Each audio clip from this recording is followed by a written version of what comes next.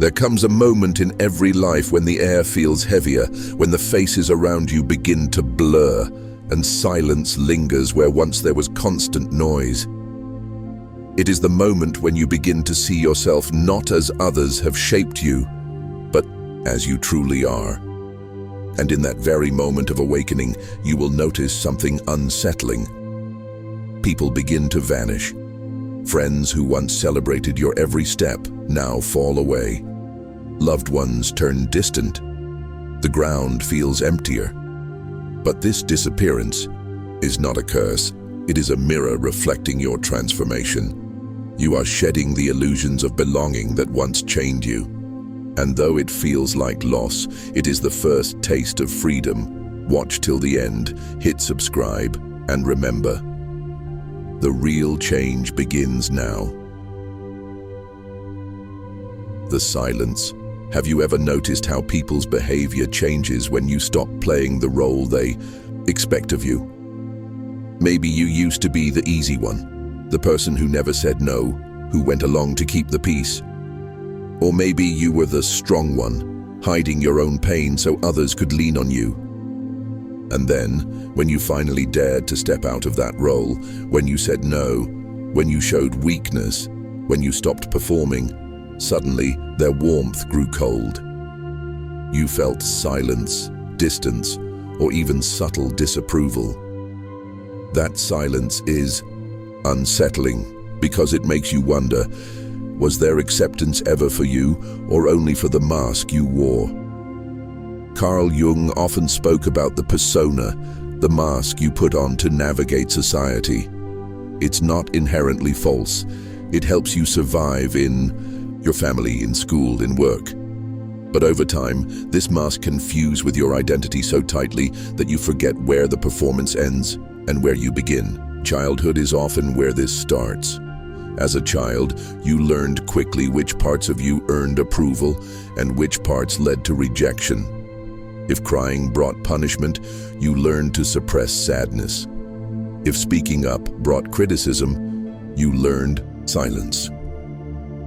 These adjustments were necessary then, but they often remain long after the original danger is gone. The struggle arises when life pushes you to grow beyond those roles. You may feel an internal restlessness, a fatigue from carrying the mask too long. For example, you might feel drained by always being agreeable or resentful that no one notices your needs. This inner conflict signals that your nervous system is tired of suppressing real emotions in service of old survival patterns. Jung described this moment as the beginning of individuation, the process of becoming whole, of integrating the hidden self beneath the mask. But when the mask begins to slip, those around you may resist. If your friends are used to you always listening, they may not know how to respond when you express your own pain. If your family is used to you being the strong one, they may feel threatened when you show vulnerability. Their silence, withdrawal, or criticism is often not about you. It's about their discomfort. You've disrupted the balance of their expectations. What they once depended on was not your true self, but the persona that kept their own illusions intact. This is the hidden belief that often drives your struggle. If I take off the mask, I will be abandoned. It is a belief planted in childhood when approval felt like survival. As an adult, the fear still lingers in your unconscious, shaping choices and relationships. But here's the deeper truth. When the mask falls and people pull away, it is not proof that you are unworthy. It is proof that their connection was to your role, not your reality.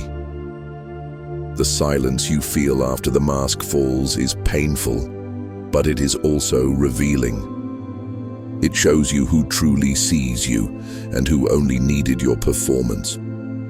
This realization can feel lonely, but it is also liberating. Because in that silence, you begin to hear something far more important, your own voice. And awareness of this dynamic is the first step toward individuation. toward building relationships that honor your authentic self rather than the mask you once wore. Have you ever wondered why some people pull away when you begin to change? Perhaps you start setting boundaries, speaking more honestly, or showing emotions you used to keep hidden. Instead of encouragement, you notice distance, silence, or even subtle irritation. It feels confusing, as though your growth has somehow threatened them. This reaction is painful, but it reveals something important about the hidden dynamics between you and the people around you. Carl Jung pointed out that much of what we reject in others is really what we cannot face within ourselves. He called this the shadow, the unconscious parts of your personality that you push away because they feel unacceptable or dangerous. Everyone has a shadow, and most of the time people project it outward. This means that when someone around you behaves in a way that touches your unresolved conflicts, you experience an emotional charge, discomfort, judgment, or fear. When you begin to transform, you unknowingly stir this process in others. For example, if you grew up always pleasing others and then learned to say no, your shift may unsettle those who relied on your compliance. They might not be consciously aware of it, but your refusal forces them to confront their own dependency or avoidance of responsibility. Or if you stop hiding sadness and finally express grief, those who never allow themselves to feel might retreat because your openness mirrors the emotions they suppress in themselves. This is why your growth can trigger fear or resistance in others. Your awakening is not just about you, it acts like a mirror. When people see you step outside of your mask, they are faced with the uncomfortable question, what masks am I still wearing? And if they are not ready to face that question, their nervous system may react with withdrawal, silence, or even passive hostility. At the core of this dynamic is a hidden belief many people carry unconsciously. If I acknowledge my shadow, I will lose control. This belief often begins in childhood, when showing anger, sadness, or neediness may have been punished or ignored. To survive, they learn to deny these emotions, pushing them deep into the unconscious. So when they see you embracing those very parts of yourself, it threatens their carefully built defenses. It is important to understand that their retreat is not rejection of you as a person. It is avoidance of themselves. Their fear is not about your growth, but about their own unexamined shadow. Jung emphasized that individuation, the process of becoming whole, often creates tension with others because it disrupts collective illusions. The more you align with your true self, the more you expose where others are still hiding. This realization can help you hold perspective. Instead of internalizing their withdrawal as proof that you are wrong, you can recognize it as evidence that you are stepping into deeper authenticity. The fear you awaken in others is not a sign of failure, but a reflection of the courage they have not yet claimed. Awareness of this truth allows you to move forward without carrying unnecessary guilt. In the silence left behind, you begin to find relationships that can withstand authenticity. And that is where genuine connection begins. Have you ever noticed that the deeper you step into authenticity, the fewer people seem to walk beside you? At first, you may think you've done something wrong. You ask yourself why certain friendships fade, why family members seem distant, or why support is thinner than you imagined it would be. This experience can feel like rejection. But in the language of depth psychology, it is often the natural consequence of becoming more whole. Carl Jung described individuation as the process of integrating the hidden aspects of yourself, the shadow, the neglected emotions, the unlived potentials, into conscious awareness. It sounds empowering, and it is, but the lived reality of this process can be lonely. Why? Because many of the roles and relationships in your life were unconsciously built around your earlier masks. When those masks fall, some connections dissolve with them. Think about childhood. From an early age, you learned how to earn belonging.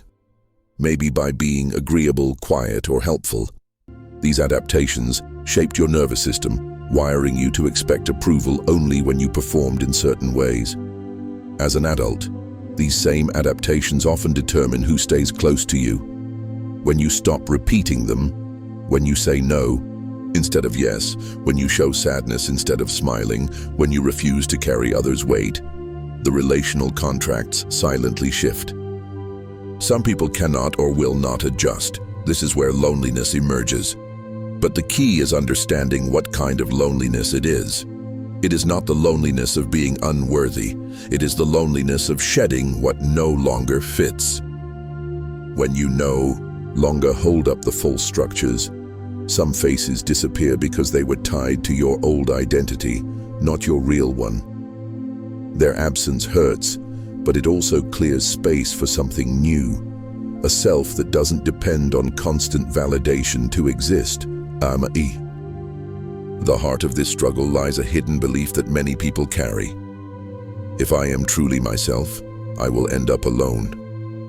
This belief grows from early emotional memories, moments when your authentic feelings were ignored, ridiculed, or punished. To avoid that pain, you built a persona that earned conditional approval. But when you begin dismantling that persona, the nervous system reactivates the old fear of abandonment. The silence of others can then feel like proof that you are unlovable. Yet Jung would remind you, individuation is not about pleasing others, but about becoming whole. The loneliness you encounter here is not a punishment, but a rite of passage. It strips away illusions and tests whether you can stand in your own truth without clinging to external approval. Over time, this sacred form of loneliness teaches you resilience, the ability to breathe, think, and feel without depending on constant reassurance. So while this stage feels painful, it also carries a quiet gift. By enduring it, you learn that you are not defined by who stays or who leaves. You begin to see that solitude is not the absence of love, but the beginning of a deeper connection. First with yourself, and then with others who can meet you in authenticity. And this awareness marks a critical step in your individuation. The courage to walk alone until genuine connection finds you. Have you ever wondered why certain people or relationships seem to fall away just when you begin to grow? At first, it can feel like betrayal. A friend stops returning your calls. A partner seems threatened by your boundaries, or family members subtly distance themselves.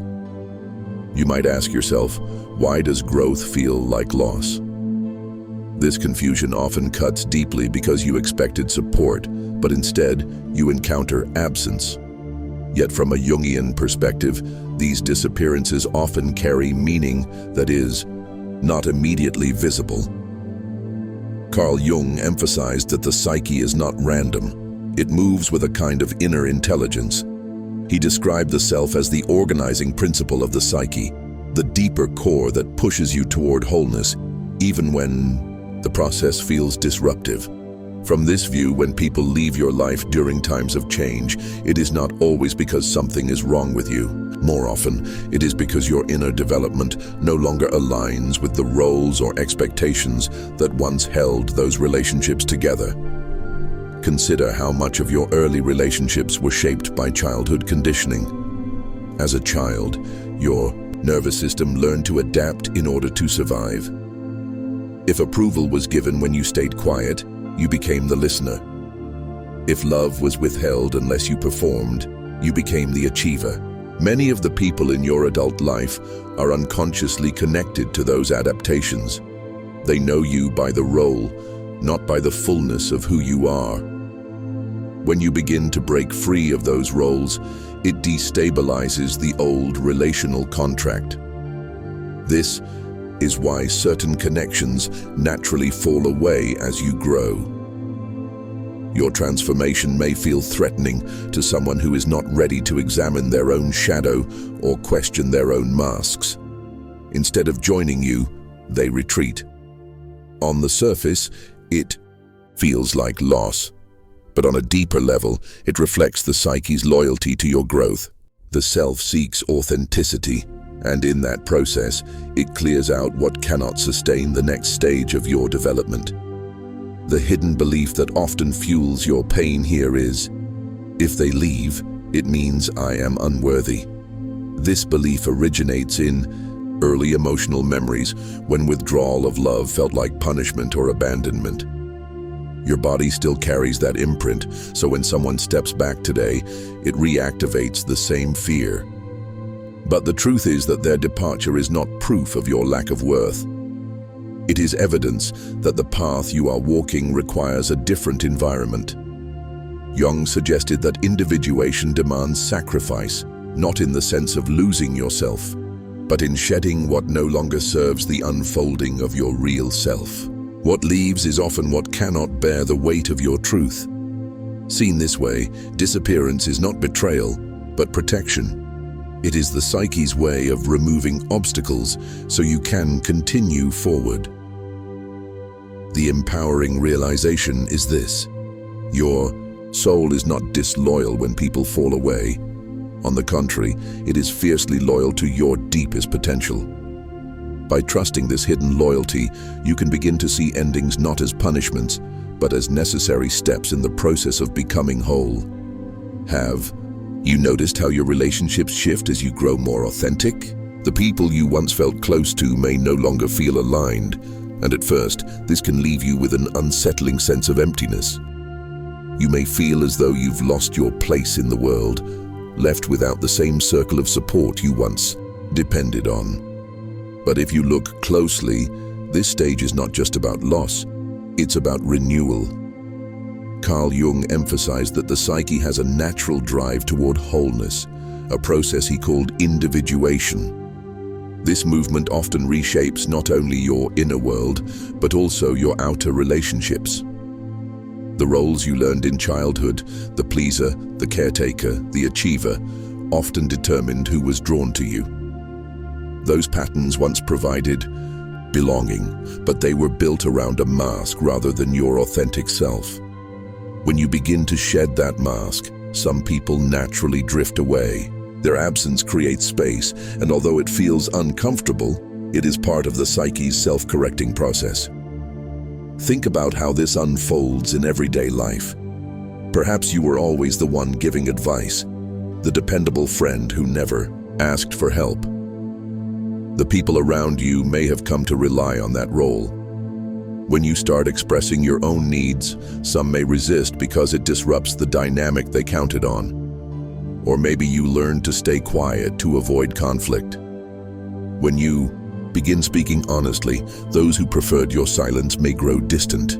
Their retreat is not evidence that something is wrong with you. It is evidence that you are no longer willing to relate through a false self. This is where a deeper psychological principle comes into play. Relationships that form around masks cannot survive authenticity. The nervous system of the other person may feel threatened by the change, and so they withdraw. It is painful, but this process also acts as a filter. It clears out connections that cannot adapt to your growth and opens the possibility for new ones. People who resonate with the self you are becoming, not the mask you once maintained. The hidden belief that often fuels your pain here is, if people leave, I will be alone forever. This belief traces back to childhood, when withdrawal of love felt like a threat to survival. Your body still holds that memory, so when someone disappears now, it can feel like proof of abandonment. But Jung's insights remind us that the psyche operates with purpose. The emptiness left behind is not a permanent void. It is the soil from which new, more authentic connections emerge. Over time, life begins to draw toward you people who are not afraid of your wholeness. They do not require you to shrink, perform, or hide. Instead, they meet you as you are, messy, complex, real. These relationships feel different because they are not built on unconscious contracts, but on mutual recognition. They mirror back the authenticity you've claimed in yourself. The empowering realization is this: The disappearance of the old circle is not the end of belonging, but the beginning of a truer form of it. As the old circle fades, a new one rebuilds itself, one that thrives not on masks but on essence. Awareness of this process allows you to hold the loneliness of transition with patience, knowing it is only a step toward a more genuine kind of connection. Have you ever noticed how much of your energy goes into trying to hold on to people, to roles, to relationships that no longer serve you? Even when you sense that something has ended, part of you clings, hoping the other person will return, or the old dynamic will repair itself. This clinging can feel almost instinctive, as though letting go would mean losing a part of yourself. Yet, Carl Jung's work reminds us that true growth often requires choosing the self, your inner wholeness, over attachments that keep you bound to old patterns. From early childhood, your nervous system was shaped around attachment. Survival depended on staying connected to caregivers, even when their love was inconsistent or conditional. If you had to silence anger to keep their approval, you did. If you had to achieve or care for others to earn attention, you adapted. These strategies worked then, but as an adult, they can trap you in relationships where you give too much and receive too little. You may find yourself repeating the same emotional loops, begging for recognition or waiting for someone to validate your worth. This pattern is powerful because it lives in the unconscious as emotional memory. When someone pulls away in adulthood, your body reactivates those old fears of abandonment. It feels like life or death, even though it isn't. That's why you may find yourself chasing after those who leave, or holding on to attachments that clearly drain you. On the surface, it looks like love or loyalty, but underneath, it's the nervous system replaying an old survival strategy. The hidden belief driving this struggle is, without them, I am not enough. This belief ties your identity to attachment, convincing you that your worth depends on whether others stay or leave. But this is where Jung's concept of individuation becomes crucial. Individuation is the process of becoming whole, learning that your value does not depend on external approval, but on integrating your shadow, your persona, and your true self into conscious awareness. To reach this stage, you must face the fear of letting go and discover that you remain intact, even without the attachment. This moment, the point when you no longer beg for those who left to return, is a turning point in your psychological journey. It doesn't mean you stop caring. It means you stop bargaining with your authenticity to keep someone close. You stop shrinking into old roles in order to be accepted. Instead, you choose the self over attachment. You recognize that disappearance was not a tragedy, but a form of liberation, a clearing of space for the life that truly belongs to you. The empowering realization is this: choosing yourself is not selfishness, it is loyalty to your deepest becoming. When you no longer define your worth by who stays or who leaves, you step into a freedom that cannot be taken away. This is the final liberation Jung pointed toward. The point where you stand whole, rooted not in the fragile approval of others, but in the enduring truth of your own self.